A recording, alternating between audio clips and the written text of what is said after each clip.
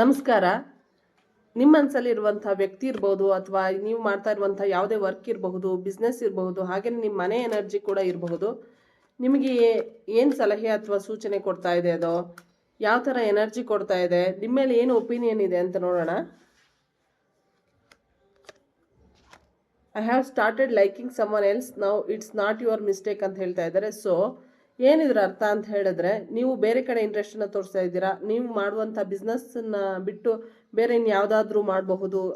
ಈ ಟೈಮಲ್ಲಿ ಫ್ರೀ ಟೈಮಲ್ಲಿ ನಾನು ಇನ್ನೂ ಅತಿ ಹೆಚ್ಚಿನ ಲಾಭವನ್ನು ಪಡ್ಕೋಬೇಕು ಅಂತ ಹೇಳ್ಬಿಟ್ಟು ಬೇರೆ ಕಡೆ ಇಂಟ್ರೆಸ್ಟನ್ನು ತುಂಬ ಜಾಸ್ತಿ ತೋರಿಸ್ತಾ ಇದ್ದೀರಾ ಅಂತ ಅನ್ನಿಸ್ತಾ ಇದೆ. ನೀವೇನು ಮೇನ್ ಮಾಡ್ತಾ ಇದ್ದೀರಲ್ಲ ಆ ಬಿಸ್ನೆಸ್, ಅದ್ರ ಕಡೆ ಇನ್ನೂ ಸ್ವಲ್ಪ ಅತಿ ಹೆಚ್ಚಿನ ಗಮನ ಹರಿಸ್ಬೇಕು. ಹಾಗೆ ಯಾರು ಕೆರಿಯರಲ್ಲಿ ಮುಂದೆ ಹೋಗ್ಬೇಕು ಅಂದ್ಕೊಂಡಿದ್ದೀರಾ ಅವರು ಕೂಡ ನಿಮ್ಮ ಫೋಕಸ್ನ ಬೇರೆ ಕಡೆ ಇಂಪ್ರೂವ್ ಮಾಡ್ಕೊಂಡಿದ್ದೀರಾ. ಹಾಗೆ ಮನೆಯಲ್ಲಿರುವವರು ಕೂಡ ಏನು ಮನೆ ಎನರ್ಜಿ ಸಿಗ್ತಾ ಇದೆ ಅಂತ ನೀವು ಕೇಳೋದಾದರೆ, ಯಾವಾಗಲೂ ನಿಮ್ಮ ಮನೆಯನ್ನು ಬ್ಲೇಮ್ ಮಾಡ್ತಾ ಇದ್ದೀರಾ. ಸೊ ಆ ಬ್ಲೇಮ್ ಮಾಡೋದನ್ನು ಕಡಿಮೆ ಮಾಡಿ, ನಮ್ಮ ಮನೆಯಿಂದ ನನಗೆ ಒಳ್ಳೆ ಎನರ್ಜಿನೇ ಬರ್ತಾ ಇದೆ ಅಂತ ಹೇಳೋದನ್ನು ಶುರು ಮಾಡಿ. ಇನ್ನೊಂದಷ್ಟು ಜನ ವಾಸ್ತು ಸರಿ ಇಲ್ಲ, ಅದು ಸರಿ ಇಲ್ಲ, ಇದು ಸರಿ ಇಲ್ಲ ಅಂತ ಹೇಳೋದ್ರಲ್ಲೇ ಕಾಲ ಕಳೀತಾ ಇದ್ದೀರಾ. ಇದನ್ನೆಲ್ಲ ಬಿಟ್ಟು ಎಲ್ಲವೂ ಸರಿ ಇದೆ ನನ್ನ ಜೀವನದಲ್ಲಿ ಅಂತ ಹೇಳಿಬಿಟ್ಟು ನಿಮ್ಮ ಸಬ್ಕಾನ್ಷಿಯಸ್ಗೆ ನೀವು ಹೇಳ್ತಾ ಬನ್ನಿ. ಎಲ್ಲವೂ ಕೂಡ ಸರಿ ಆಗ್ತಾ ಹೋಗುತ್ತೆ. Thank you so much. ಅತಿ ಹೆಚ್ಚಿನ ರೀಡಿಂಗಾಗಿ DM ಮಾಡಿ. ಕೃಷ್ಣಾರ್ಪಣಮಸ್ತು.